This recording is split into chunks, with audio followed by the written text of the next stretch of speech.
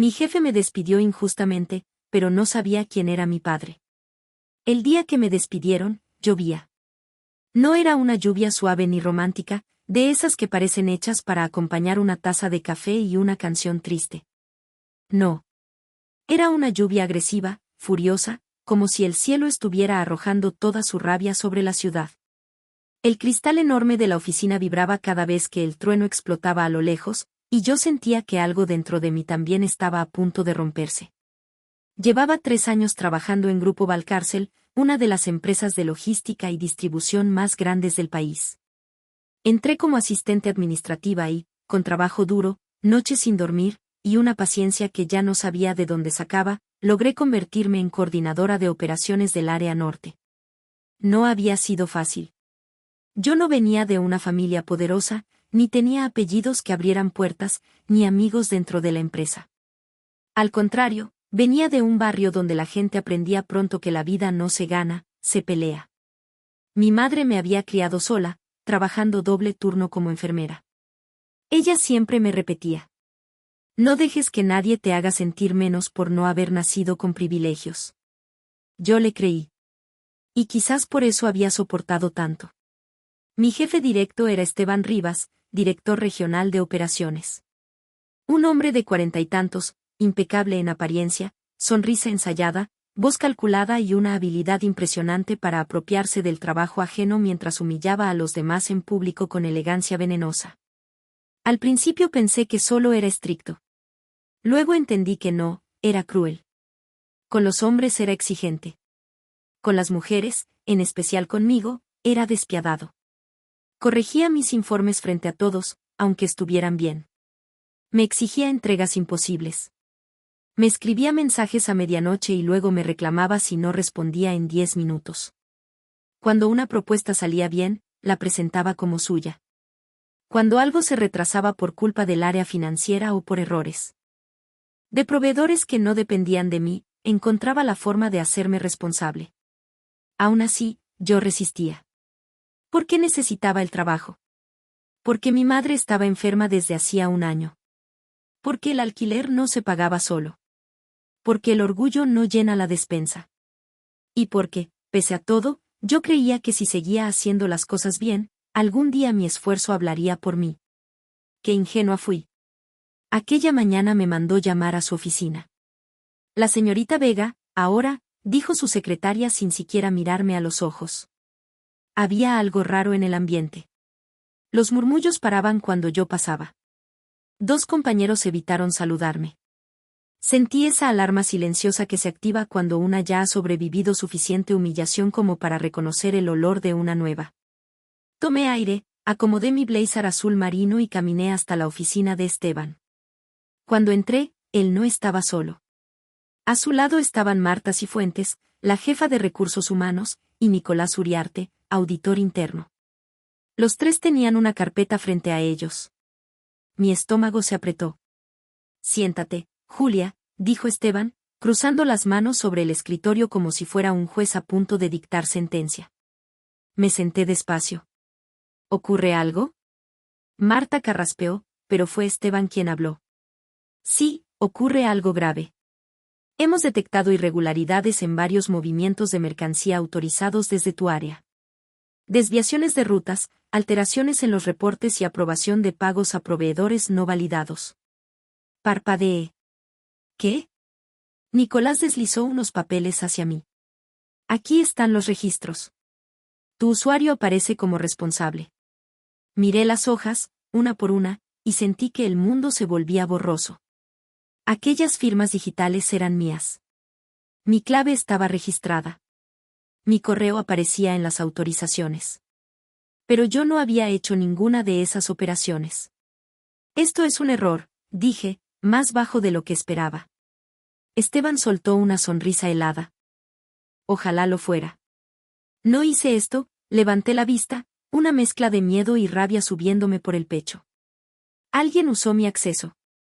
Tus credenciales son personales e intransferibles, intervino Marta, con ese tono mecánico que tienen algunas personas cuando ya decidieron no creer nada de lo que digas. Sí, lo sé. Precisamente por eso deben revisar quién ingresó a mi computadora, ¿desde qué IP, a qué hora? Pueden verificar cámaras, bitácoras. Esteban me interrumpió. No conviertas esto en un espectáculo, Julia. ¿Un espectáculo? Me están acusando de fraude. Él se inclinó un poco hacia adelante. Te estamos despidiendo por pérdida de confianza y faltas graves al código interno. Y sinceramente, deberías agradecer que esto quede aquí y no escale a una denuncia formal. Sentí que algo me golpeó en el pecho. ¿Perdón? Hay evidencia suficiente para proceder legalmente, dijo Nicolás, evitando mirarme. La empresa ha decidido no hacerlo por ahora. Por ahora. Esas dos palabras me dejaron helada. No pueden hacerme esto, susurré. He trabajado aquí 3 años. He levantado proyectos enteros. He cubierto errores de otras áreas. Nunca he robado nada. Nunca. Esteban se recargó en la silla, fingiendo fastidio. Julia, todos dicen lo mismo cuando los descubren. Ahí fue cuando entendí. No era un error. Era una trampa. Fuiste tú, dije, mirándolo fijo. Marta abrió los ojos con incomodidad.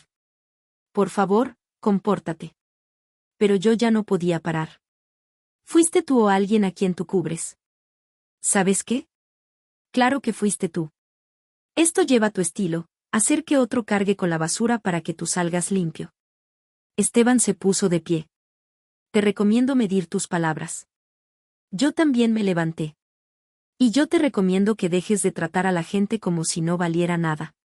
Marta se puso de pie enseguida. Julia, la reunión terminó. Seguridad te acompañará a recoger tus cosas. No necesito seguridad, dije, sin apartar la mirada de Esteban. No soy una delincuente. Aunque eso te convendría, ¿verdad? Esteban apretó la mandíbula. Fuera de mi oficina. Lo miré unos segundos más. Quise llorar, gritar, lanzar la carpeta por la ventana. Pero no les iba a regalar ese espectáculo. Tomé mi bolso y salí con la espalda recta, aunque por dentro me estuviera derrumbando. Afuera, todos fingieron trabajar mientras yo caminaba hacia mi escritorio escoltada por un guardia de seguridad que claramente se sentía incómodo. Metí mis pocas cosas en una caja, una agenda gastada, 2 fotos con mi madre, una taza con la frase, sigue aunque tiemble, y una planta pequeña que apenas sobrevivía gracias a mis cuidados. Cuando pasé por el pasillo principal, escuché un susurro. Dicen que robó. Otro. Siempre parecía tan correcta. Otro más, dicho con ese tono venenoso de quien disfruta la caída ajena. Nadie es lo que aparenta. Me detuve. Por un segundo, estuve a punto de girarme y gritarles que eran cobardes.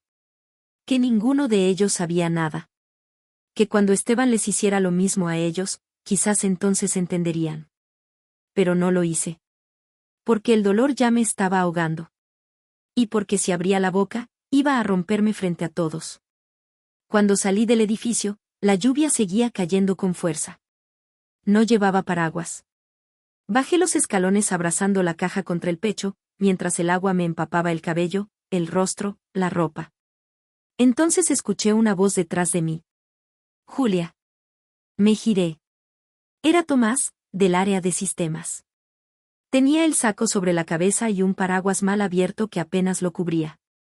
Toma, dijo, extendiéndome una memoria USB pequeña. No me viste. Yo no te di nada. Fruncí el ceño. ¿Qué es esto? Miró hacia la entrada del edificio y bajó la voz. Anoche vi movimientos extraños en los accesos remotos. Iban a borrar ciertos registros esta mañana. Alcancé a copiar algunos logs. No sé exactamente qué hay, pero, revisa quién entró con tu usuario y desde dónde. Mi respiración se detuvo. Tomás. No me metas en esto, dijo rápido, con auténtico miedo en la mirada. Tengo hijos. Solo, cuídate. Y se fue. Me quedé inmóvil, con la memoria en la mano y el corazón latiendo con fuerza. No estaba loca. No me había imaginado nada. Alguien realmente había usado mi acceso. Y alguien había querido borrar la evidencia. Levanté la vista hacia el piso 20, donde estaba la oficina de Esteban. No podía verlo detrás de los cristales oscuros, pero sentí su presencia como una sombra. Esto no se va a quedar así, murmuré. No sabía todavía cuánto iba a perder. No sabía cuánto más me iban a humillar. No sabía que ese despido sería solo el comienzo. Y tampoco sabía que el hombre que había decidido arruinarme la vida estaba a punto de descubrir el mayor error de su carrera. Que la mujer a la que creyó débil, sola y desechable tenía una historia que nadie en esa empresa imaginaba. Y que mi padre, el hombre cuyo nombre mi madre había guardado en silencio durante años, no era un desconocido cualquiera. Era alguien que podía hacerlo caer todo. Llegué al departamento hecha un desastre. Mi madre estaba dormida en el sofá, tapada con una manta hasta el cuello, la televisión encendida en volumen bajo. Desde que comenzaron sus tratamientos, pasaba del agotamiento al insomnio como si su cuerpo hubiera olvidado cómo vivir con normalidad. Aún dormida, se veía frágil. Más pequeña. Más vieja. La observé unos segundos desde la puerta y se me hizo un nudo en la garganta. Yo siempre había sido la fuerte entre las dos. No porque quisiera, sino porque la vida lo decidió así. Desde que cumplí 16, juré que algún día la sacaría de las guardias dobles, de las deudas, de la angustia de contar monedas para llegar a fin de mes. Cuando conseguí trabajo en Grupo Valcárcel, sentí que por fin empezábamos a salir del pozo. Ahora todo tambaleaba otra vez. Me encerré en mi habitación para que no me viera llorar. Dejé la caja en el suelo, me quité los zapatos mojados y me senté frente a mi laptop con las manos temblorosas. Tardé unos segundos en insertar la memoria USB que me había dado Tomás. Había varias carpetas con nombres técnicos, registros de accesos, historial de conexión remota, actividad de usuario y capturas del servidor de autenticación. No entendía todo, pero sí lo suficiente. A las 11:46 de la noche del día anterior, mi usuario había iniciado sesión desde una IP interna, en el despacho de dirección regional. No desde mi equipo. No desde mi casa. Desde la oficina de Esteban. Mi respiración se agitó. Seguí revisando.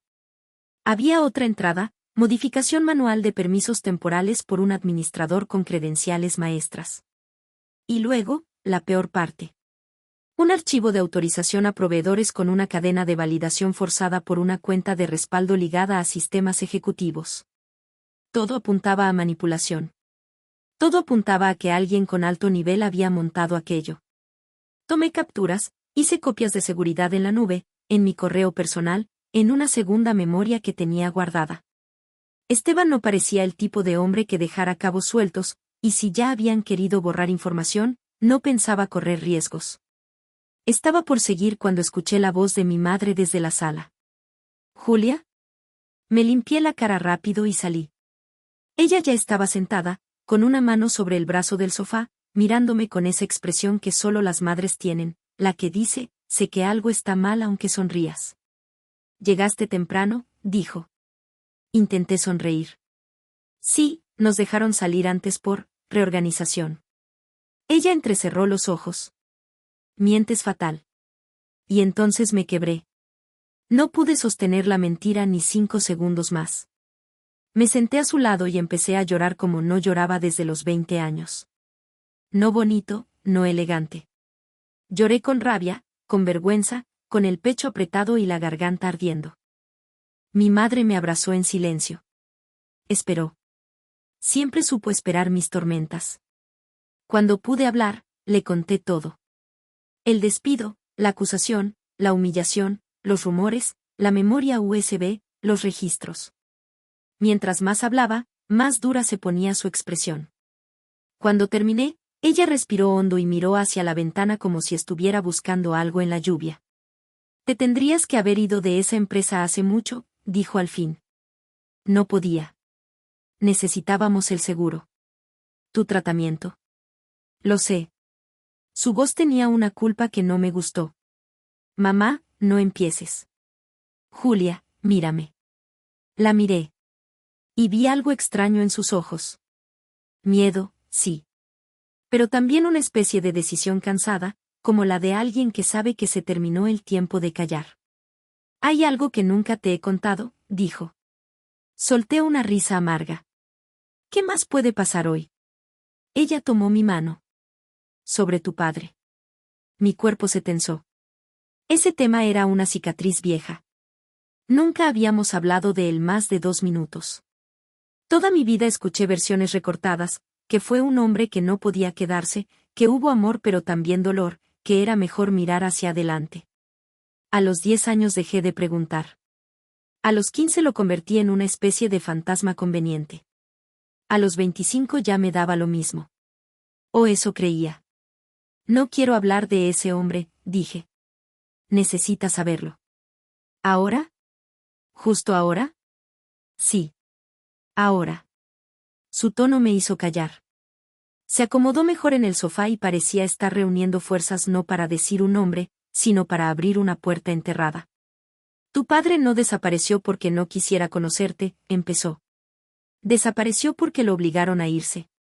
Me reí sin humor. Eso suena a novela. Ojalá lo fuera. Su mirada se llenó de un pasado que yo desconocía. Cuando yo era joven, trabajaba en una clínica privada. Ahí conocí a un hombre llamado Leandro Santillán. Sentí un pequeño golpe de extrañeza. El apellido me sonaba. Ella siguió. Era brillante. Joven, ambicioso. Venía de una familia poderosa. Su padre tenía empresas, contactos, influencia. Pero él no quería depender de nadie. Quería construir lo suyo. Nos enamoramos, o al menos eso creímos. ¿Santillán? Repetí. ¿Cómo Santillán Holdings? Mi madre bajó la vista. La empresa me sonaba demasiado bien. Santillán Holdings no era cualquier grupo corporativo. Era un conglomerado enorme, infraestructura, transporte, salud, tecnología, inversión internacional. Un apellido que aparecía en revistas financieras, entrevistas de negocios y rankings de riqueza. Mi boca se secó. Mamá. Sí. No. Sí. Me levanté del sofá. No. No me digas que mi padre es uno de esos Santillán porque no te voy a creer. Es Leandro Santillán. Empecé a negar con la cabeza. No. No, no. Eso no tiene sentido. Si fuera cierto, ¿dónde estuvo toda mi vida? ¿Dónde? ¿Por qué trabajamos hasta enfermarnos? ¿Por qué nos vimos así de solas siempre? Mi madre también estaba llorando ahora. Porque cuando supo que yo estaba embarazada, su familia intervino. ¿Intervino cómo? Me ofrecieron dinero para desaparecer. Se hizo un silencio duro, insoportable. ¿Qué? Me citaron en una oficina. Me dijeron que una mujer como yo jamás sería aceptada en esa familia. Que Leandro tenía compromisos, responsabilidades, un futuro diseñado. Que yo solo iba a arruinarlo todo. Rechacé el dinero. Esa misma semana, él tuvo un accidente. El aire desapareció de la habitación. ¿Un accidente? Ella asintió despacio. No mortal. Pero grave. Cuando despertó, lo enviaron fuera del país para rehabilitación y supuesta protección de imagen. Su padre controló todo. Cambiaron números, cerraron puertas, me vigilaron durante meses. Cuando logré hacerle llegar una carta, me la devolvieron sin abrir. Mi piel se erizó. ¿Y tú nunca intentaste? Lo intenté, dijo, con una desesperación vieja rompiéndole la voz. Lo intenté hasta que entendí que pelear contra esa gente iba a destruirnos. Y después tu abuelo murió, yo me quedé sola, tú naciste, y sobrevivir fue más urgente que insistir. Me dejé caer de nuevo en el sofá. Sentía la cabeza pesada, como si me hubieran vaciado una vida encima de golpe. Entonces mi padre sabe que existo. Mi madre cerró los ojos. No lo sé. ¿Cómo que no lo sabes? Años después escuché que regresó. Se casó, se divorció, empezó a levantar su propia línea de negocios dentro del grupo. Pero yo ya no tenía acceso a él. Y luego, tuve miedo. Miedo de que apareciera solo para negarte. Miedo de que te quisiera quitar. Miedo de que tú me odiaras por haber callado.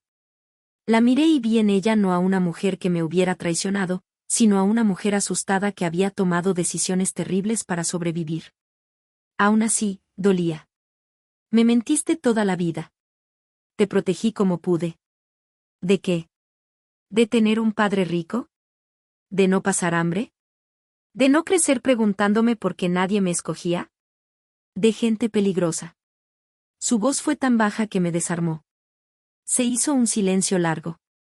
Solo se escuchaba la lluvia y el zumbido de la televisión encendida sin atención. Finalmente pregunté. ¿Por qué me lo dices ahora? Ella me apretó la mano.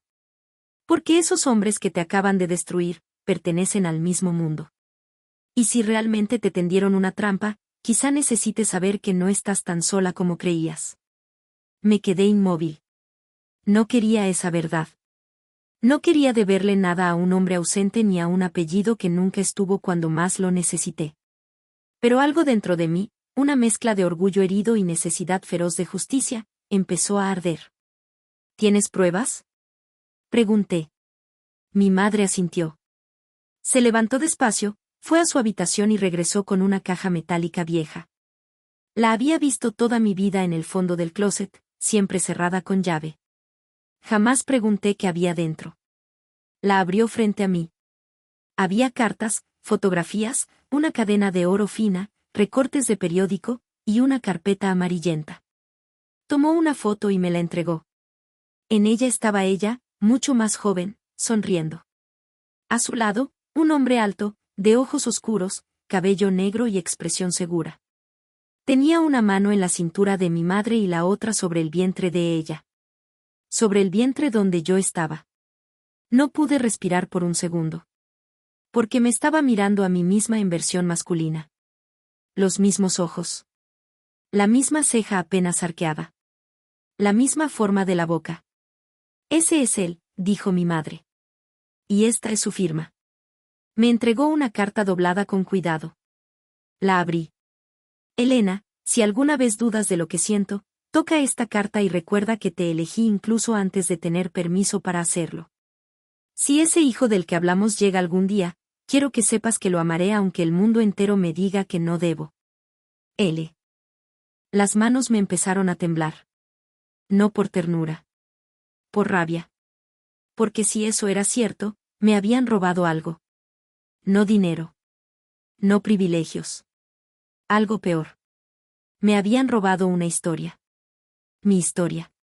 ¿Sabes dónde está ahora? Pregunté. Mi madre tragó saliva. Sé que sigue vinculado a Santillán Holdings. Y sé que hace alianzas con otros grupos empresariales. ¿Cómo Grupo Valcárcel? Ella dudó un segundo. Sí. Solté una risa corta, incrédula. La ironía era casi obscena. La empresa que me había destruido tenía lazos con la familia de mi padre. El universo, al parecer, tenía un sentido del humor cruel. Guardé la foto y la carta en la carpeta. Voy a demostrar que me tendieron una trampa. Julia. No te preocupes. No voy a presentarme en una mansión gritando, hola, soy su hija secreta. No estoy loca. Eso parece. Los registros de acceso son muy delicados. Si conseguimos certificarlos con un perito independiente antes de que la empresa los altere, podríamos pelear un despido injustificado, daño moral, difamación interna y quizá incluso una denuncia por falsificación digital. Sentí una pequeña chispa de esperanza. ¿De verdad tengo oportunidad? Camila apoyó los codos en la mesa. Legalmente, sí. Prácticamente, será una guerra. Ellos tienen recursos, abogados, contactos y tiempo. Apostarán a que te canses o aceptes un acuerdo miserable. Van a intentar pintarte como resentida, conflictiva o desequilibrada. Ya empezaron. Entonces necesitamos velocidad. Sacó una libreta. Quiero nombres. ¿Quién tenía acceso a tus credenciales? ¿Quién te hostigaba? ¿Quién se beneficia con tu salida? Y empecé a hablar. Le conté de Esteban, de la presión, de los mensajes nocturnos, de cómo me obligaba a cubrir fallos ajenos, de proyectos exitosos donde borró mi nombre, de una reunión reciente donde discutimos por la validación de un proveedor irregular. Detente ahí, dijo Camila. ¿Proveedor irregular? Hace 2 semanas me pidió aprobar una ruta extraordinaria con una empresa nueva. Los costos estaban inflados y los antecedentes incompletos. Me negué hasta tener respaldo del área legal. ¿Y cómo reaccionó? Mal. Me dijo que confundía prudencia con insolencia. Al día siguiente dejó de copiarme en varias reuniones importantes. Camila tomó nota. Motivo. Perfecto. Sentí un escalofrío. ¿Perfecto? Para el caso, corrigió. Horrible para ti, útil para mí. Asentí. Hay más, dije. Un chico de sistemas me dio la memoria. Se llama Tomás, pero tiene miedo. No lo presiones todavía. Primero protegemos la evidencia. Luego veremos si acepta declarar o al menos ratificar de forma reservada. Le conté también lo de mi padre. No pensaba hacerlo, pero algo en Camila inspiraba una confianza seca, profesional. No sentimental, no ingenua. Solo la confianza de quien sabe distinguir entre drama inútil y dato potencialmente importante. Cuando terminé, ella entrelazó las manos. Interesante. ¿Eso es todo? No. Es una bomba. Pero todavía no sabemos si explotará a tu favor o en tu cara. Gracias por tu delicadeza. De nada. Mira, Julia, si ese hombre realmente es tu padre y tiene peso en el ecosistema empresarial relacionado con Valcárcel, entonces esto puede moverse de dos maneras. Una, se convierte en una palanca de poder si decides contactarlo. 2. Se vuelve una vulnerabilidad emocional que la otra parte puede usar para desestabilizarte. No quiero que nadie piense que busco justicia porque soy hija de alguien. Entonces primero demostremos que tienes razón sin usar su nombre. Su respuesta me alivió más de lo que esperaba. ¿Y después? Camila me sostuvo la mirada. Después decides si quieres recuperar tu reputación, hundirlos legalmente, confrontar tu historia familiar, o todo al mismo tiempo. Me reí por primera vez desde el despido. ¿Siempre hablas como si estuvieras por entrar a juicio? Sí. Nos quedamos trabajando casi 2 horas. Hicimos una línea de tiempo, recopilamos correos, mensajes, capturas, documentos de desempeño, reconocimientos internos y cualquier cosa que demostrara mi historial limpio. Yo había guardado más de lo que imaginaba. Quizás porque una parte de mí siempre supo que un día necesitaría defenderse. Antes de irnos, Camila me dio una instrucción clara. No hables con nadie de la empresa. No borres nada. No publiques nada. Y sobre todo, no enfrentes sola a Esteban. ¿Por qué siento que me conoces? Porque las personas humilladas suelen querer venganza antes que estrategia. Y las abogadas como tú viven de impedirlo. Exacto. Salimos del café y el cielo ya estaba despejado. Caminé unas calles antes de tomar el autobús. Por primera vez en 24 horas, sentí que el suelo dejaba de abrirse bajo mis pies. Aún tenía miedo. Muchísimo. Pero el miedo ya no estaba solo. Ahora venía acompañado de algo más afilado. Propósito. Cuando llegué a casa, mi madre estaba despierta, leyendo en la mesa.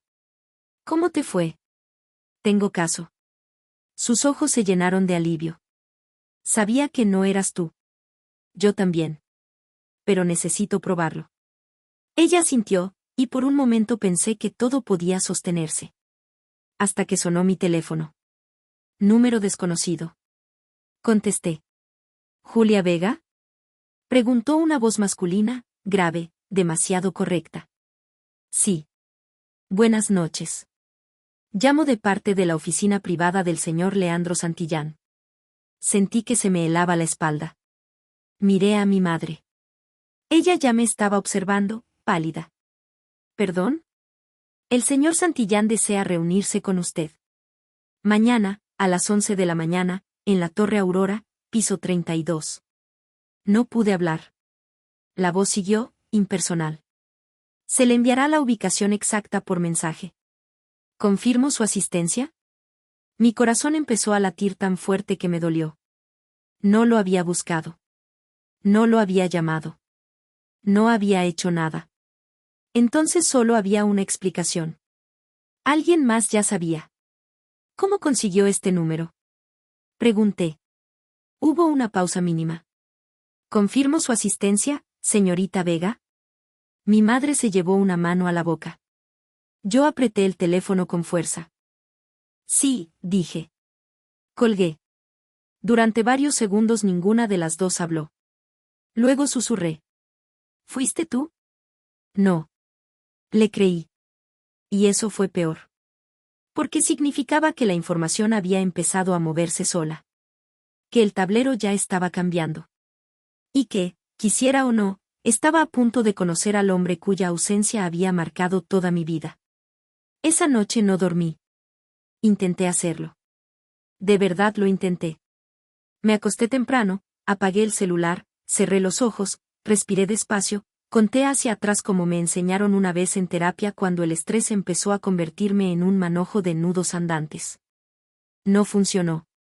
Cada vez que estaba a punto de dormirme, aparecía la misma pregunta.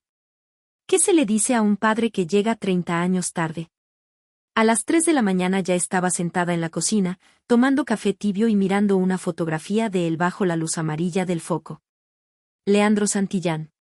El nombre se me hacía ajeno en la boca, pero su cara no. Ese era el problema. Había un parecido tan evidente que me enfurecía. Era como descubrir que toda tu vida llevaste el reflejo de alguien que jamás te sostuvo la mirada. Mi madre se levantó al escuchar ruido y apareció con bata y cara de cansancio. ¿No has dormido? ¿Tú sí? Ella sonrió apenas. Tampoco. Se sentó frente a mí. Había algo incómodo entre las dos desde la confesión. No una grieta imposible, pero sí un espacio nuevo, hecho de verdades tardías y dolor compartido. No quiero que vaya sola, dijo. Camila irá conmigo hasta recepción. Bien. Me sorprendió. ¿No vas a pedirme que no vaya? No. Ya pasaron demasiados años tomando decisiones por miedo. Bajó la mirada a la taza. Pero prométeme algo. ¿Qué? No dejes que el dinero te haga dudar de tu dignidad. La miré, confundida. ¿Crees que me va a ofrecer dinero? Mi madre soltó una risa triste. Los hombres poderosos creen que todo se resuelve con dinero cuando el problema les incomoda. No soy tan fácil de callar. Lo sé.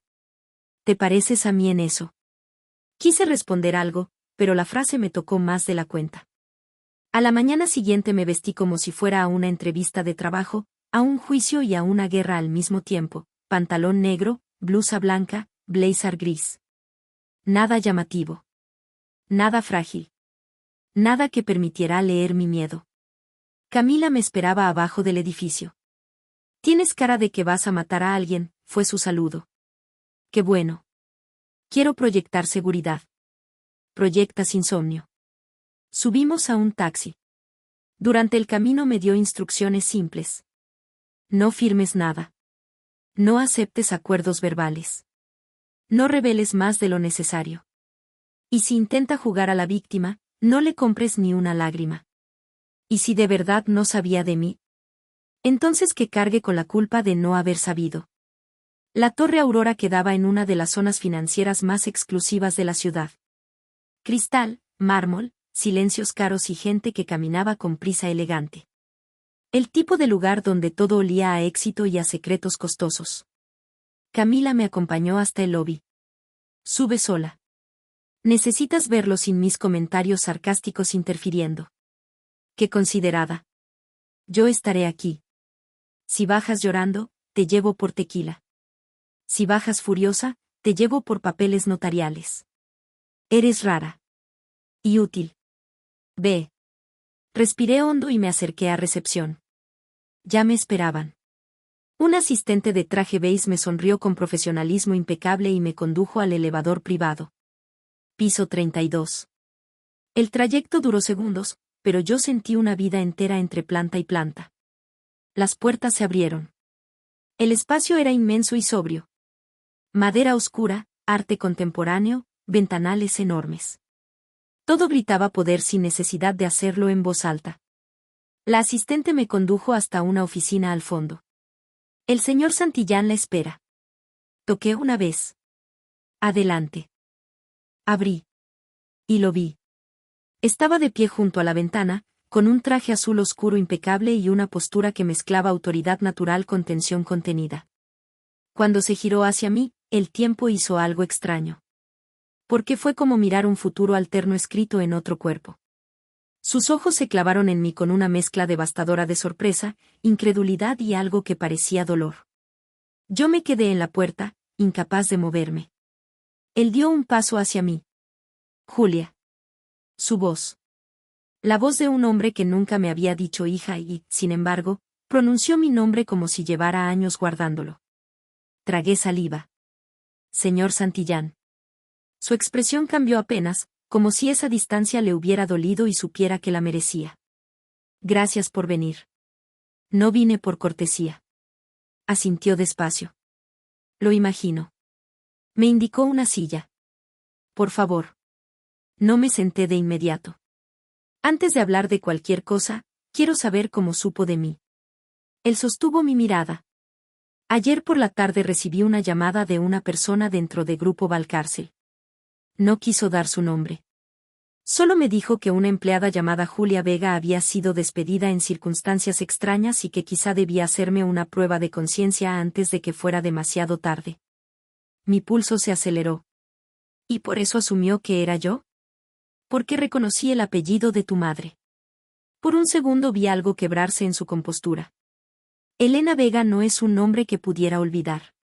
Un silencio tenso cayó entre ambos. Al final me senté. Él hizo lo mismo, pero a diferencia de tantos hombres poderosos que yo había visto en juntas, no intentó ocupar más espacio del necesario. Había cautela en cada gesto. No arrogancia. Eso me desconcertó. Voy a ser directo, dijo. Ayer mandé investigar discretamente lo ocurrido en Valcárcel. Y también pedí confirmar algo que llevo horas sin saber cómo procesar. Abrió una carpeta y la dejó sobre la mesa, pero no la empujó hacia mí. Los datos de fechas, registros y documentos personales coinciden. Y esta mañana hablé con alguien que conoció a tu madre en aquella época. Julia, si ella me dijo la verdad entonces, y no tengo motivos para pensar lo contrario, tú eres mi hija. La frase quedó suspendida en el aire como un golpe sordo. No hubo música dramática. No hubo abrazo. Solo un silencio demasiado grande para una vida tan pequeña. Yo apreté las manos sobre el regazo. ¿Y recién ahora se te ocurre buscarme? Su mirada soportó la mía, pero le costó. No sabía de ti. Eso dices. Es la verdad. Conveniente. Cerró los ojos un segundo, como si aceptara el golpe. Sí. También lo pensé. Toda la noche. Me levanté. Mira, no sé qué esperas de esta reunión. ¿Que me emocione? ¿Que te perdone? ¿Que de repente todo tenga sentido porque eres un hombre rico con cara de culpa? Él no se movió. No espero perdón. Qué bien. Porque no lo tengo. Sentí las lágrimas amenazar otra vez, pero me negué. ¿Sabes lo que es crecer viendo a tu madre romperse trabajando mientras tú no entiendes por qué nunca alcanzan las cosas? ¿Sabes lo que es no tener a nadie el día de una graduación, inventarte que no importa, hacerte fuerte a golpes? ¿Sabes lo que es preguntarte si el hombre que te hizo existir decidió que eras un error demasiado incómodo? Su respiración se volvió pesada. No, dijo. No lo sé. Y ese es precisamente mi fracaso. No me esperaba esa respuesta. Quería arrogancia. Negación. Justificaciones. No honestidad desnuda. Eso me enfureció más. Mi vida entera cambió ayer, seguí. Me despidieron acusándome de algo que no hice. Me humillaron. Me llamaron ladrona sin decir la palabra. Y de pronto descubro que mi padre pertenece al mismo mundo de los hombres que creen que pueden destruir a quien quieran. Él se puso de pie despacio. Por eso estás aquí. No por mí. Por lo que te hicieron. Negué con la cabeza. No te equivoques. Estoy aquí porque quería mirarte a la cara. Y tienes derecho. Hubo un segundo de silencio. Entonces dijo. Pero también quiero ayudarte. Solté una risa amarga. Ahí está. Ya tardabas. No hablo de comprar tu silencio. No me conoces lo suficiente para saber que eso no funcionaría. Sus ojos se endurecieron apenas. Y tú no me conoces lo suficiente para asumir que ese sería mi primer impulso. Eso me detuvo. Porque por primera vez en toda la conversación vi algo distinto a la culpa. Vi orgullo herido. No de millonario contrariado, sino de hombre al que le acaban de atribuir una bajeza que no tolera. Entonces explícate, dije. Caminó hacia el escritorio y tomó otro documento. Grupo Valcárcel mantiene una alianza logística con una subsidiaria de Santillán Holdings. Yo no dirijo esa operación, pero sí tengo acceso a ciertos nombres. Esteban Rivas me resulta familiar por antecedentes de dudosa transparencia. Nunca lograron probarle nada serio, así que siguió escalando protegido por personas útiles para él. Me mostró una hoja con una estructura corporativa. Además, uno de los proveedores bajo sospecha en tu caso aparece conectado a una red de facturación inflada que ya venía siendo observada por auditoría externa. Mi corazón latió más rápido. ¿Me estás diciendo que mi despido puede estar vinculado a algo más grande? Sí. Y que probablemente te quitaron del camino porque te negaste a autorizar una operación que necesitaban limpiar. Me quedé inmóvil. Era exactamente lo que Camila había sospechado, pero escuchar la confirmación de alguien como él le daba otra dimensión. ¿Y por qué habría de confiar en ti? Él dejó el documento sobre la mesa. No deberías. No todavía. Pero sí podrías usar mi información. ¿Gratis? Una sombra parecida a una sonrisa cruzó su rostro, cansada. Tienes derecho a desconfiar incluso del aire que respiro. Me odié un poco por sentir el impulso absurdo de creerle. ¿Qué quieres a cambio? Nada que no puedas decidir por voluntad propia. Quiero tiempo. Quiero la oportunidad de demostrarte que, aunque llegué tarde, no voy a volver a apartar la mirada. Sentí un dolor raro en el pecho. No era perdón. No era ternura. Era la intuición insoportable de que, tal vez, este hombre realmente había sido despojado de mí igual que yo de él. Y eso complicaba todo. Saqué la carpeta con las pruebas que llevaba en el bolso. Tengo una abogada. Bien. No voy a usar tu apellido. No todavía. También bien. Y si interfieres para encubrir algo, te juro que te voy a hundir junto con ellos. Esta vez sí sonrió, una sonrisa mínima, casi triste. Eres hija mía. Pegué un golpe suave sobre la mesa con la palma abierta. No hagas eso. ¿Qué cosa? Decirlo como si te perteneciera algo. Su expresión se apagó de inmediato. Tienes razón. Tomó aire. Perdón. Ese perdón sí me atravesó. Porque no sonó estratégico. Sonó humano. Demasiado humano para lo que yo estaba preparada. Se acercó al escritorio, presionó un botón y pidió café para dos, pero yo negué. No tengo tiempo. Entonces iré al punto. Quiero poner a tu disposición un equipo forense externo para validar la evidencia tecnológica. Sin intervenir en tu defensa legal. Solo certificar.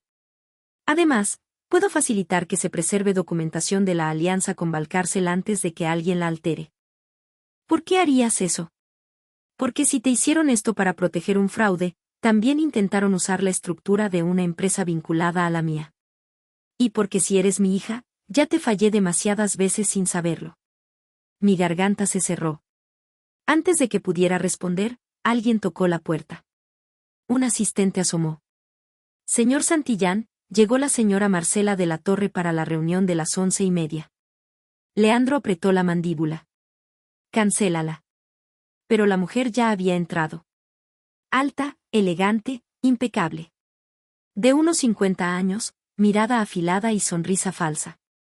Se detuvo al verme y sus ojos recorrieron mi rostro con una rapidez analítica que me puso en alerta. Vaya, dijo. Con razón. Leandro se puso tenso. Marcela, no es un buen momento. Ella ignoró la advertencia. Así que esta es Julia. Me quedé helada. Ella sabía quién era yo. ¿Nos conocemos? Pregunté. La mujer soltó una leve risa. No personalmente. Pero conocí a tu madre. Todo el aire desapareció de la oficina. Leandro dio un paso al frente. Basta. Marcela lo miró con desdén. ¿Basta? ¿Después de 30 años? ¡Qué oportuno! Me puse de pie. ¿Quién es usted? Ella alzó una ceja. Fui esposa de tu padre. La frase cayó como vidrio. La observé mejor. Entonces entendí. La reconocí vagamente de revistas de negocios, eventos de beneficencia, columnas sociales. Marcela de la Torre, heredera de otra familia poderosa. Empresaria, inversionista y exesposa de Leandro Santillán. Exesposa, corrigió Leandro con frialdad. Legalmente, sí. Pero eso no impide que me preocupen los escándalos que podrían golpear a mis hijos. Mis hijos. O sea que yo tenía medio hermanos. El día seguía empeñado en pulverizarme. Marcela dio un paso hacia mí. Escúchame bien, niña. No sé qué pretendes, pero irrumpir en esta familia por una coincidencia de sangre no te garantiza nada. Vi rojo. No vine a irrumpir en nada. Eso dicen todas. Leandro golpeó la mesa con la mano. Sal de mi oficina. Ella se volvió hacia él, fría. ¿Vas a poner en riesgo todo por una desconocida? Yo hablé antes de que él respondiera. No soy una desconocida. Soy la prueba de que todos ustedes llevan años construyendo imperios sobre secretos sucios. Marcela me sostuvo la mirada, y lo que vi en sus ojos no fue solo desprecio. Fue miedo. Pequeño, preciso. Miedo a lo que yo pudiera representar. Leandro la señaló hacia la puerta. Última vez, Marcela. Ella sonrió sin humor. Muy bien. Pero luego no digas que no te advertí. Antes de salir, me lanzó una mirada que me dejó la piel fría. Hay verdades que destruyen más de lo que reparan, Julia. Y se fue. La oficina quedó en silencio. Yo tenía el corazón desbocado. ¿Ella sabía de mí? Pregunté. Leandro tardó un segundo en responder. No lo sé. Mientes mal. Apretó la mandíbula. Sospechó hace muchos años que Elena había estado embarazada. Nunca tuvo pruebas. ¿Y tu familia? Mi padre, probablemente sí supo algo. Nunca me lo dijo. Entonces todos jugaron con mi vida como si fuera una nota al pie. Se pasó una mano por el rostro. Sí. Su honestidad volvió a desarmarme y a enfurecerme a la vez. Tomé mi bolso. Voy a enfocarme en mi caso. No en esta familia. Julia. No. Ya suficiente por hoy. Caminé hacia la puerta. Tu equipo puede hablar con mi abogada. Nada más. Asintió. Lo haré. Antes de salir, me detuve. No quería preguntar. De verdad no quería. Pero la pregunta me estaba perforando. ¿La carta? Dije sin girarme. ¿Habrías venido por mí si la hubieras recibido? Escuché su respiración detrás de mí. La respuesta tardó apenas un segundo. Habría incendiado el mundo para encontrarte. Salí antes de que mis piernas decidieran fallarme. En el elevador, me temblaban las manos. En el lobby, Camila se puso de pie al verme. ¿Te llevo por tequila o por papeles notariales? La miré con los ojos llenos. Por ambos. Los siguientes días fueron una mezcla extraña de rabia, trámites y revelaciones. Camila se coordinó con el equipo forense propuesto por Leandro, aunque solo después de revisar credenciales, independencia contractual y asegurarse de que la cadena de custodia de la evidencia quedara blindada. Si algo admiraba de ella era que desconfiaba de todos con la misma eficiencia. El peritaje confirmó en menos de 48 horas lo que ya intuíamos: mis credenciales habían sido usadas desde terminales privilegiadas ajenas a mi equipo, hubo manipulación administrativa de permisos y una alteración deliberada de logs posteriores al evento. Eso ya no era sospecha. Era sabotaje. Con ese informe en mano, Camila envió una notificación formal a Grupo Valcárcel exigiendo la nulidad del despido, la preservación inmediata de evidencia, una retractación interna y la identificación de los responsables. También advirtió acciones civiles y penales. La respuesta llegó al día siguiente. Negación total. Afirmaron que el despido se había realizado conforme a protocolo, que la información presentada por mi parte era parcial y de origen no autorizado, y que cualquier intento de dañar la reputación de la empresa sería combatido legalmente. Camila leyó la carta en mi sala y soltó una carcajada seca. Perfecto. ¿Perfecto? Sí. Acaban de elegir la guerra. Yo debería haberme asustado más, pero la verdad es que me sentí extrañamente tranquila. Quizás porque, por primera vez, ya no dudaba de mí. Ya no tenía ese miedo corrosivo de, ¿y si no puedo probarlo? Ahora sí podía. Lo que no esperaba era lo rápido que empezarían los ataques personales.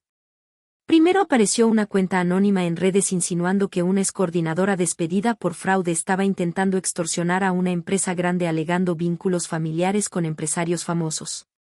No decía mi nombre, pero la descripción era demasiado específica.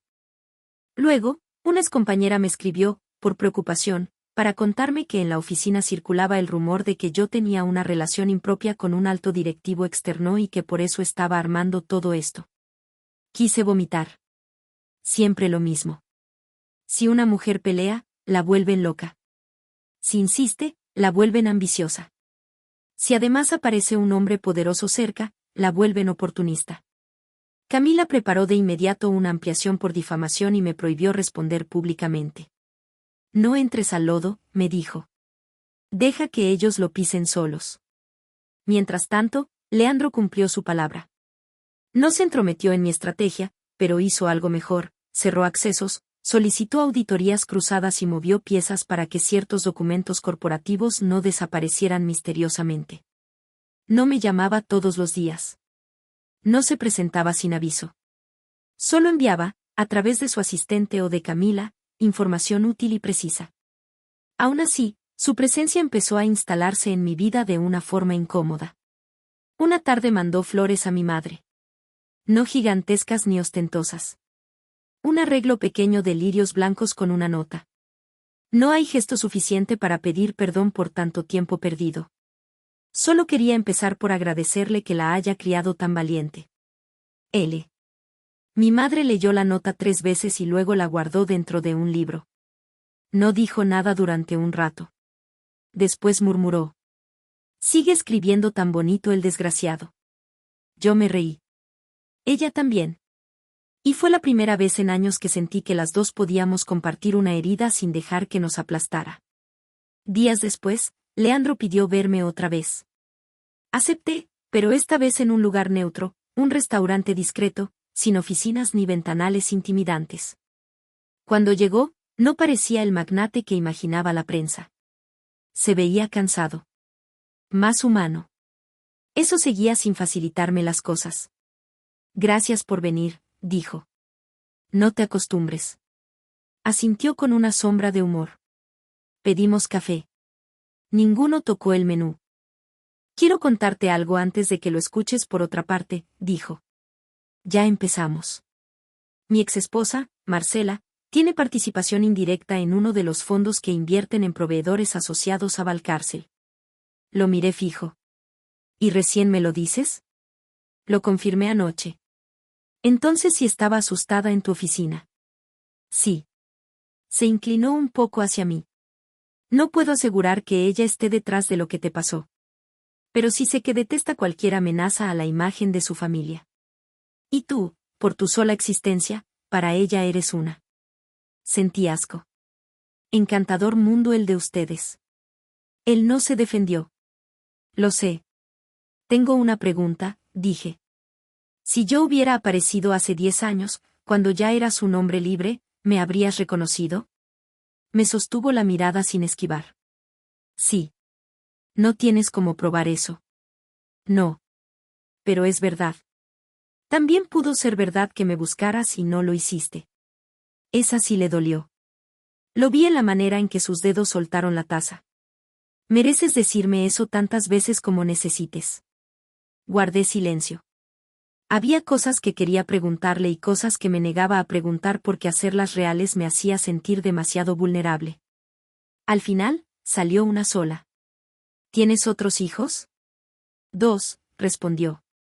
Alejandro y Renata. Mi garganta se apretó. ¿Saben de mí?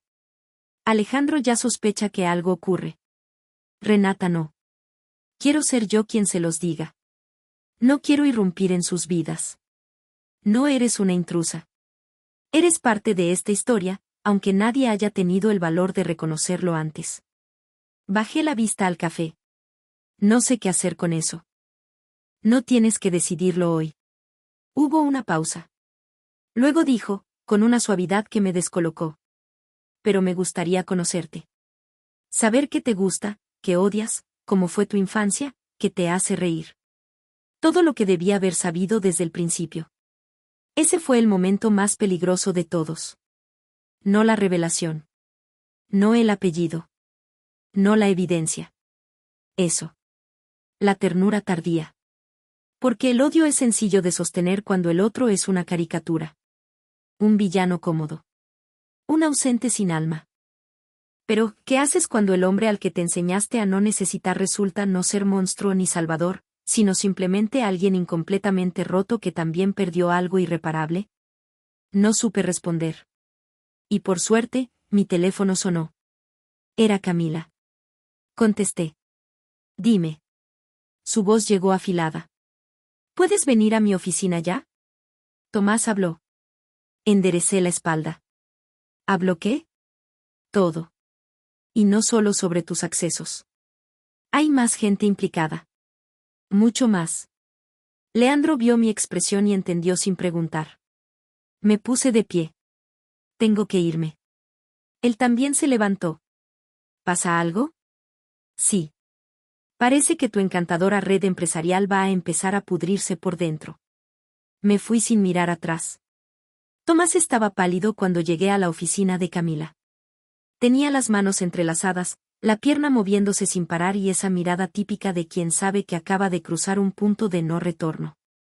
Gracias por venir, le dije apenas entré. Él negó con la cabeza. No me agradezcas todavía. Tengo miedo. Camila cerró la puerta. Lo importante es que ya estás aquí. Nos sentamos. Ella encendió la grabadora con su permiso firmado y empezó. Tomás contó que, desde hacía meses, había detectado accesos atípicos desde cuentas ejecutivas en horarios extraños. Al principio pensó que eran auditorías internas normales, pero luego empezó a ver que ciertos cambios coincidían con aprobación de rutas infladas, proveedores repetidos y desaparición de alertas del sistema. Había una lista, dijo, de usuarios vulnerables. Gente con mucho trabajo, reputación sólida y poca protección interna. Les hacían parecer responsables si algo explotaba. Sentí un frío recorriéndome la espalda. ¿Yo estaba en esa lista? Tomás asintió sin mirarme. Sí. Camila intervino. ¿Quién la hizo? Tomás respiró hondo. No vi el documento original, pero escuché una conversación entre el director Rivas y el gerente de cumplimiento, Arturo Salcedo. Decían que Julia era ideal porque nadie la iba a defender. Tuve que apretar los labios para no llorar de rabia. Nadie la iba a defender. Así me veían. Una mujer sola. Sin apellido. Sin padrinos. Desechable. Tomás siguió. También escuché el nombre de una inversionista externa. No sé su grado de participación, pero el director Rivas dijo una vez que, la señora de la Torre, necesitaba resultados limpios antes de cerrar un movimiento grande. Camila y yo intercambiamos una mirada inmediata. Marcela. ¿Estás dispuesto a declarar eso formalmente? Preguntó Camila. Tomás palideció más. Si me protegen. Lo haremos. Yo intervine. ¿Por qué decidiste hablar ahora? Por fin me miró. Porque ayer intentaron hacer lo mismo con otra chica. Del área de compras. Y porque te vi salir ese día, con la caja, mojada, y entendí que si me callaba, terminaba siendo como ellos. Tuve que bajar la vista un segundo para recomponerme. Camila pasó las siguientes 2 horas cerrando estrategia. Con el testimonio de Tomás, el peritaje digital y los registros financieros preliminares, ya no solo se trataba de mi despido. Se abría la posibilidad de un esquema más amplio de fraude corporativo, falsificación documental y uso de empleados como chivos expiatorios. Esto ya superó la vía laboral, dijo. Vamos penal y mediático, pero con timín. No antes. Esa noche, al salir de la oficina, encontré a un hombre esperándome junto a la banqueta. Traje oscuro. Rostro neutro. Demasiado correcto para ser casual. Señorita Vega, dijo. La señora Marcela de la Torre desea conversar con usted. Mi cuerpo se tensó. No. Será breve. Sigue siendo no. Él metió la mano al saco y por un segundo pensé cualquier cosa. Pero solo sacó una tarjeta. Mañana a las 8. Hotel Imperial. Salón privado Magnolia. Le conviene escucharla antes de tomar decisiones irreversibles. Tomé la tarjeta sin querer tomarla. Dígale a la señora de la Torre que si quiere hablar conmigo, puede hacerlo a través de mi abogada. El hombre hizo una pequeña inclinación de cabeza y se fue. Me quedé mirando la tarjeta. Hotel Imperial. Magnolia. 8 de la noche. Sonaba más a amenaza elegante que a invitación. Llamé a Camila enseguida. Vas a ir, dijo tras escucharme. Pero no sola. Y si intenta ofrecerte algo, la dejamos hablar hasta que se entierre. ¿Y si intenta algo peor? Entonces se va a topar conmigo de muy mal humor. Marcela llegó 10 minutos tarde, como toda persona acostumbrada a que el tiempo de los demás exista solo para adornar su agenda. Entró al salón privado con un vestido color vino impecable y esa misma expresión de superioridad entrenada que me provocaba ganas de aventarle el agua en la cara. Camila estaba sentada a mi lado, tranquila, con el teléfono grabando dentro del bolso. No sabía que traerías acompañante, dijo Marcela, observándola. Camila sonrió sin simpatía. Yo tampoco sabía que usted citaba hijas no reconocidas en hoteles como si fuera una villana de telenovela, pero aquí estamos. Casi me reí. Marcela tomó asiento frente a nosotras. Prefiero ir al punto. Julia, lo que está ocurriendo puede crecer de formas muy desagradables para todos. Qué curiosa forma de empezar una conversación. Ignoró mi comentario. Tú has descubierto ciertas irregularidades, sí. Pero no entiendes el tamaño del ecosistema en el que te estás metiendo. Hay empleos, inversiones, familias, reputaciones. No todo puede demolerse por la necesidad emocional de una persona herida. La miré sin pestañear. No estoy haciendo esto por emoción. Estoy haciéndolo porque me acusaron de un delito que no cometí. ¿Y se puede reparar? ¿Cómo? ¿Con dinero? Su leve sonrisa confirmó lo que mi madre había predicho. Con una compensación generosa, un acuerdo de confidencialidad, una recomendación laboral impecable y, si así lo deseas, apoyo para tu madre. Sentí una náusea lenta. Está intentando comprarme. Marcela cruzó las manos. Estoy intentando evitarte una guerra que no puedes ganar. Camila intervino. Mi clienta ya está ganando, de hecho. Usted quizá debería estar más preocupada por su propia exposición. Marcela la miró con fastidio. Usted no entiende cómo funciona el poder real. Usted tampoco entiende cómo funciona una fiscalía con hambre de titulares. Eso la hizo endurecerse. Marcela volvió hacia mí. Escúchame bien, Julia. Leandro es un hombre sentimental. Culposo. Cree que puede reparar el pasado. Pero su mundo no se reordena por la aparición de una hija tardía. Si insistes en esto, no solo te enfrentarás a Valcárcel. Vas a destruir el equilibrio de varias familias. Incluida la tuya. Ahí estuvo el error. Incluida la tuya. Me incliné hacia adelante. Mi familia ya fue destruida hace años. Cuando ustedes decidieron que mi madre no era suficiente. Cuando alguien cayó una verdad porque le estorbaba. Cuando me eligieron como chivo expiatorio porque pensaron que nadie me iba a defender. Por primera vez, vi a Marcela perder un poco la compostura. No tienes pruebas de que yo. Todavía no terminé, la corté. Usted vino aquí no para advertirme, sino porque tiene miedo. Y eso me dice todo lo que necesito saber. Ella se puso de pie despacio. Estás cometiendo un error. Camila hizo lo mismo. No. La que acaba de cometer uno es usted. Gracias por dejar constancia de la oferta de pago y del interés en silenciar a mi clienta. Marcela se giró hacia ella, helada. Eso no prueba nada. Prueba desesperación. y a veces es suficiente para empezar. Marcela me lanzó una última mirada. Hay gente que no sobrevive a querer justicia a cualquier costo. Mi sangre se heló.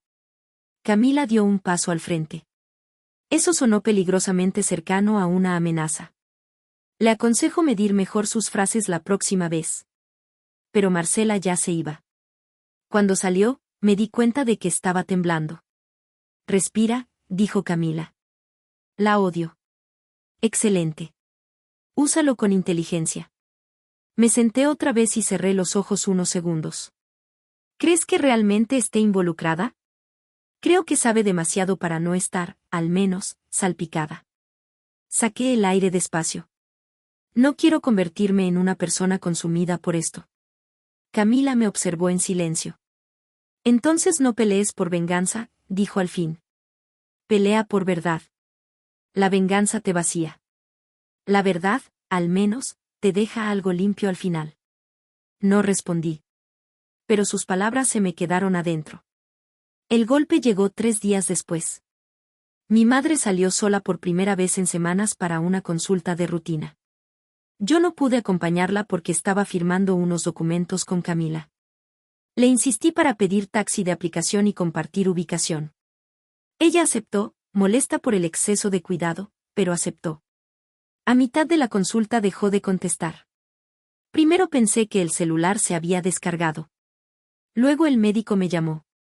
Su mamá salió hace 20 minutos, pero nos avisaron en recepción que 2 personas la abordaron afuera diciendo que usted había sufrido un accidente y necesitaba verla.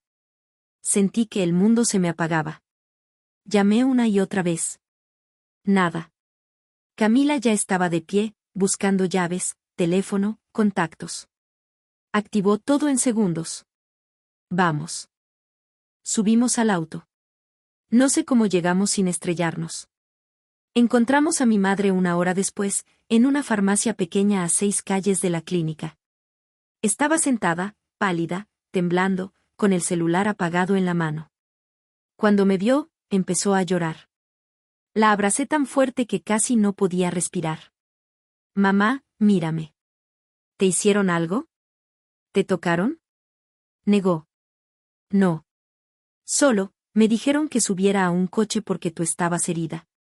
Cuando dudé, uno de ellos me dijo al oído, dígale a su hija que deje de escarbar donde no debe. Se me llenaron los ojos de lágrimas, pero de una furia tan intensa que me ardía la piel. Camila habló con la policía, levantó denuncia, pidió cámaras, rutas, testigos. Sabíamos que probablemente no atraparan a nadie rápido, pero ya no importaba. La línea había sido cruzada. Ya no era una pelea corporativa. Era intimidación directa. Esa noche, Leandro llegó a mi departamento. No lo invité. Pero cuando lo vi en la puerta, acompañado solo por su chofer y con una cara que parecía esculpida en rabia contenida, no tuve fuerzas para cerrarle. Mi madre estaba dormida por los sedantes que le mandó el médico. Nos quedamos en la cocina. Me enteré hace 1 hora, dijo. Voy a reforzar seguridad aquí y en la clínica. No necesito guardaespaldas. Tu madre casi fue secuestrada. Lo sé. Entonces no discutas conmigo en esto. Le sostuve la mirada. No puedes aparecer y decidir. Su voz bajó un tono. No estoy decidiendo por ti. Estoy intentando que no te pase algo irreparable por culpa de mi mundo. La frase me golpeó. Mi mundo. Por primera vez lo admitía sin defensa. Me apoyé en la encimera, agotada. Tengo miedo, dije, y odié lo quebrada que sonó mi voz. Él dio un paso hacia mí, pero se detuvo a una distancia prudente. Yo también. Ese, yo también, me rompió algo. No porque borrara nada. Sino porque, por unos segundos, dejó de ser el hombre ausente y se convirtió solo en otro ser humano asustado por perderme antes siquiera de conocerme. Empecé a llorar en silencio. Él no me abrazó de inmediato. Esperó. Como si supiera que cualquier movimiento en falso podría hacerme retroceder. Fui yo quien, agotada, dio medio paso. Y entonces sí me sostuvo. No como un salvador. No como un dueño. Como un hombre sosteniendo a su hija rota mientras intenta no romperse él también.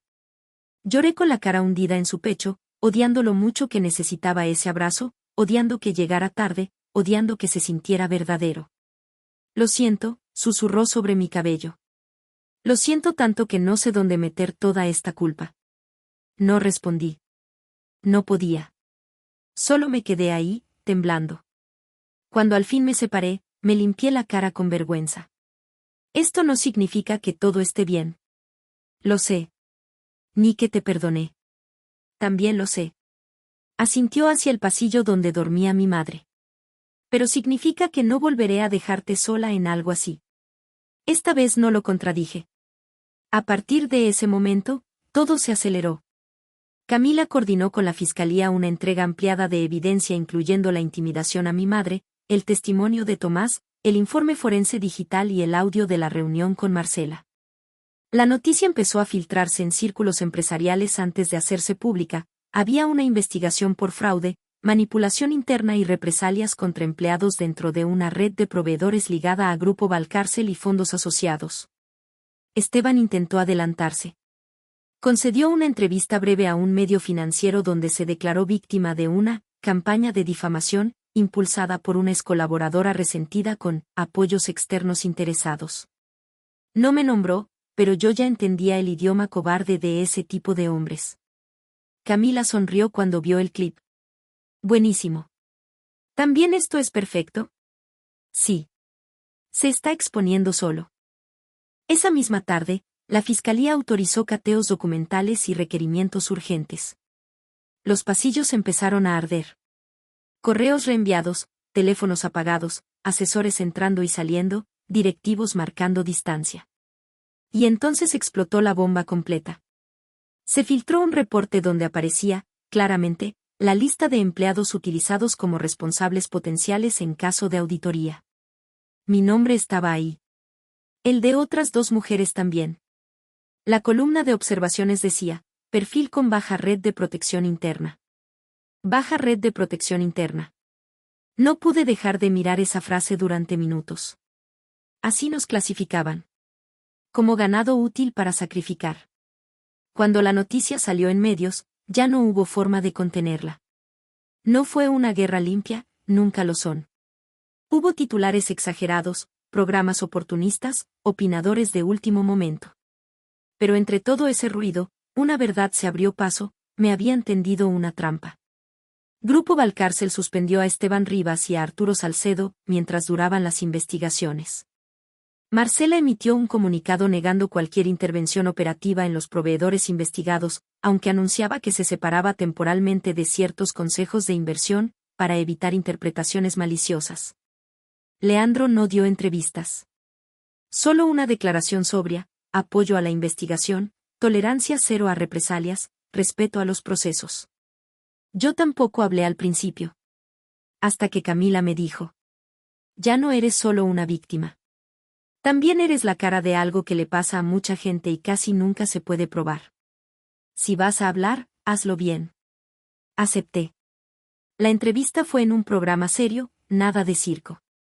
Pedí una sola condición, no preguntas sobre dinero, herencias ni chismes familiares. La conductora aceptó. Cuando me preguntó qué sentí el día del despido, respondí con la voz firme. Sentí vergüenza. Y luego rabia. Pero lo peor fue darme cuenta de que contaban con mi silencio. Con que una mujer sin conexiones aparentes iba a bajar la cabeza y desaparecer. Hablo hoy porque quiero que esa apuesta les salga mal. La entrevista se volvió viral. No por escándalo. Por identificación. Empezaron a escribirme mujeres de todas partes. Secretarias, analistas, abogadas junior, médicas, contadoras, asistentes. Historias de jefes abusivos, créditos robados, humillaciones, despidos maquillados, represalias por negarse a firmar cosas turbias. No todas tenían pruebas. Yo había tenido la mala suerte de estar en un sistema demasiado arrogante para cubrir bien sus huellas. Pero todas tenían la misma herida. Camila me miró el celular lleno de mensajes y dijo. Esto ya no te pertenece solo a ti. Tenía razón. El juicio laboral avanzó rápido gracias a la presión pública y la evidencia contundente. Logramos medidas de protección, reconocimiento preliminar de despido injustificado y apertura formal de investigación penal. Un mes después del infierno inicial, me citaron nuevamente a Grupo Valcárcel. No para otra humillación. Para la audiencia de conciliación. Entré al edificio con la espalda recta, esta vez sin caja en las manos y sin lluvia encima. Camila iba a mi lado. Los pasillos olían igual. Pero ya nadie susurraba con suficiencia.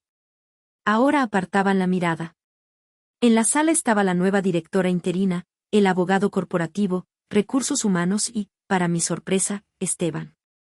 Ya no llevaba esa sonrisa limpia de siempre. Se veía cansado, ojeroso, resentido. Me sostuvo la mirada con odio desnudo.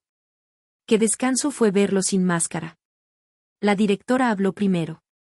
Señorita Vega, la compañía está dispuesta a reconocer irregularidades en su proceso de desvinculación y ofrecer una reparación integral. Camila intervino enseguida. Detalle la integralidad. Hubo media hora de negociaciones, términos, montos, retractación pública, carta de exoneración, compensación por daño, pago retroactivo, cobertura de gastos derivados y cooperación con la investigación. Yo escuché todo con una calma rara. Hasta que Esteban habló. No entiendo por qué seguimos actuando como si ella fuera una santa. Todos se tensaron. Yo lo miré. Él soltó una sonrisa venenosa. Tuviste suerte, Julia. Eso fue todo. Suerte de descubrir conexiones útiles. Algo dentro de mí se acomodó. Ya no dolía igual. No, le dije.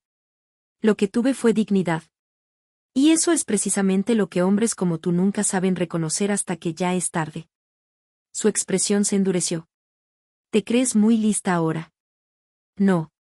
Solo creo algo que tú nunca imaginaste, que yo valía incluso cuando pensabas que nadie iba a defenderme.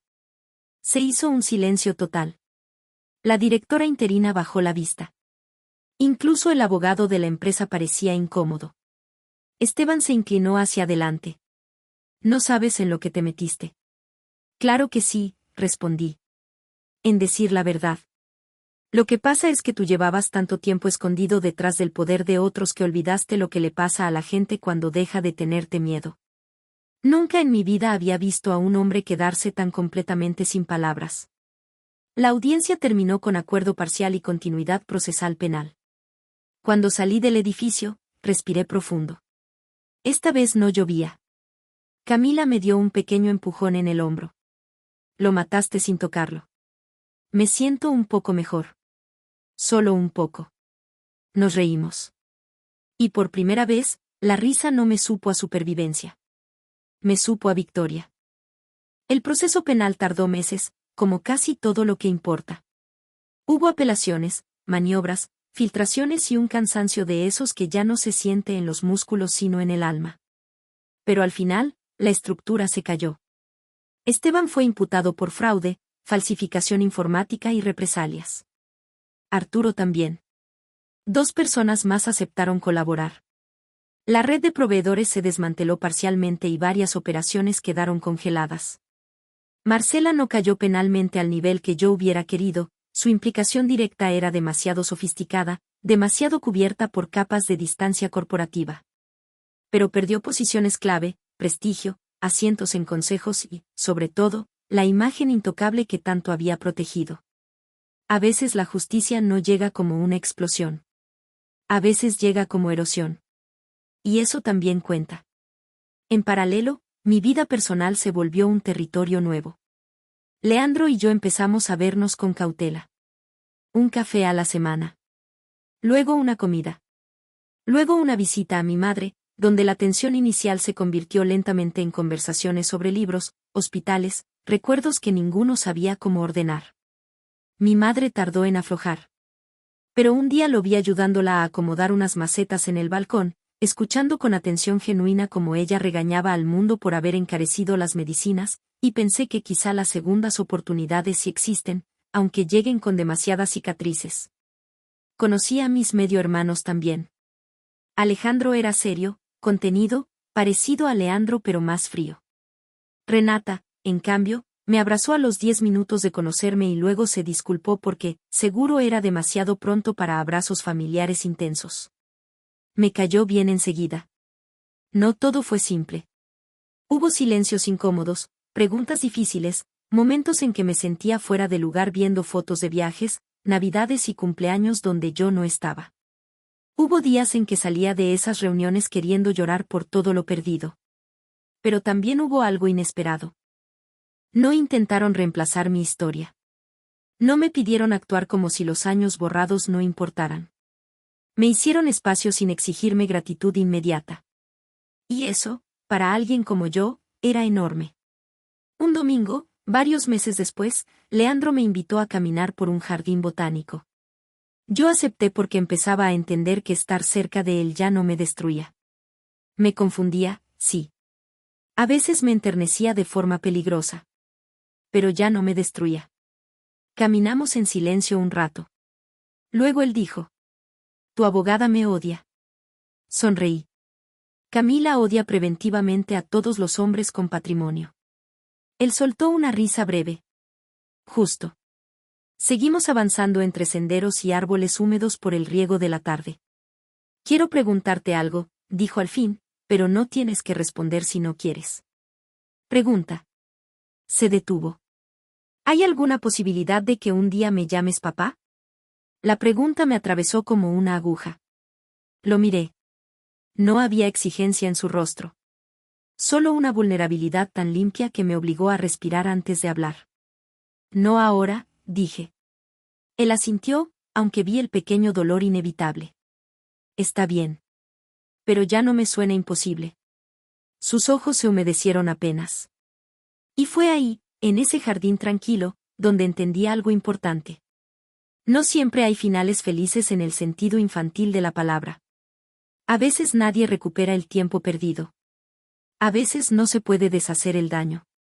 A veces la justicia llega incompleta y el amor llega tarde. Pero aún así puede haber un buen final. Porque un buen final no es uno donde nada malo pasó. Es uno donde, después de todo, eliges no dejar que lo malo tenga la última palabra. Un año después del día en que me despidieron, inauguré mi propia consultora. No fue un capricho impulsado por la revancha. Fue una decisión trabajada, pensada, construida con ayuda de personas que creyeron en mí cuando yo todavía estaba aprendiendo a hacerlo otra vez. La llamé Red Clara.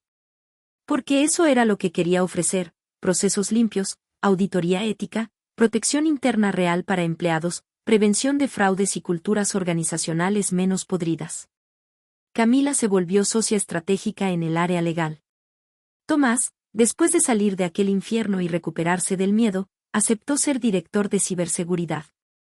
Incluso la chica de compras a la que intentaron tenderle una trampa terminó uniéndose al equipo meses después. El día de la inauguración, mi madre llevó un vestido azul que no se ponía desde hacía años. Estaba más fuerte, más llena de color. Seguía en tratamiento, sí, pero también seguía aquí. Y eso ya era una forma de milagro. Leandro llegó temprano con un arreglo discreto y un libro antiguo sobre liderazgo ético que, sinceramente, me hizo burlarme un poco. ¿Eso existe?, pregunté. Supongo que por eso el libro es tan corto. Nos reímos. Renata tomó fotos de todo. Alejandro, que al principio parecía alérgico a los vínculos emocionales, terminó ayudando a organizar a los invitados con una eficiencia casi militar. En un momento de la noche, mientras todos conversaban, me quedé mirando el lugar. Mi nombre estaba en la pared de entrada. No el apellido de nadie. El mío. Julia Vega. Fundadora. Mi madre se puso a mi lado. Lo lograste. Nosotras lo logramos. Ella apretó mi mano. Siempre supe que ibas a levantar algo grande. La miré y sonreí. Tú me enseñaste a no doblarme. Sus ojos se llenaron de lágrimas. Y tú me enseñaste que sobrevivir no era el final del camino. Más tarde, Leandro se acercó con 2 copas de vino. Puedo darte una sin que tu abogada me demande, ¿verdad? Camila, desde la otra punta del salón, levantó la voz. Depende del contrato. Todos rieron. Tomé la copa. Gracias por venir. Él inclinó levemente la cabeza. No me lo habría perdido. Hubo un silencio breve. No incómodo. Solo lleno. Estoy orgulloso de ti, dijo. Esta vez no sentí rabia al escucharlo. Sentí algo mucho más sereno. Gracias. Él bajó la voz. Y no por lo que soportaste, sino por lo que construiste con eso. Lo miré unos segundos. La herida seguía existiendo. Claro que sí. No se borra una vida de ausencia con buenos modales y esfuerzo tardío. Pero había algo nuevo encima de la herida. Confianza en construcción. Respeto. Una forma de cariño todavía tímida, pero real. Entonces sonreí un poco y dije: Gracias, papá. Se quedó inmóvil. Literalmente inmóvil. Como si el tiempo se hubiera detenido solo para él. Sus ojos se llenaron de lágrimas sin disimulo. Parpadeó una vez, tragó saliva, y esa sonrisa rota y hermosa que le vi me hizo saber que jamás olvidaría ese instante. No sabes lo que significa para mí, susurró. No me hagas arrepentirme tan rápido. Soltó una risa entrecortada. Nunca. Brindamos. Y en ese momento, con la luz cálida del salón, mi madre conversando con Renata, Camila peleándose con el catering por razones jurídicas absurdas y yo de pie en medio de una vida que ya no se parecía a la ruina de un año atrás, entendí por fin el sentido entero de todo. Mi jefe me había despedido injustamente creyendo que podía quebrarme. Creyó que bastaba con humillarme, aislarme y ensuciar mi nombre para borrarme del mapa. No sabía quién era mi padre, es cierto. Pero más importante todavía. No sabía quién era yo. No sabía que estaba hecha de una mujer que soportó el desprecio sin volverse cruel. De una madre que sobrevivió a la vergüenza sin vender su amor.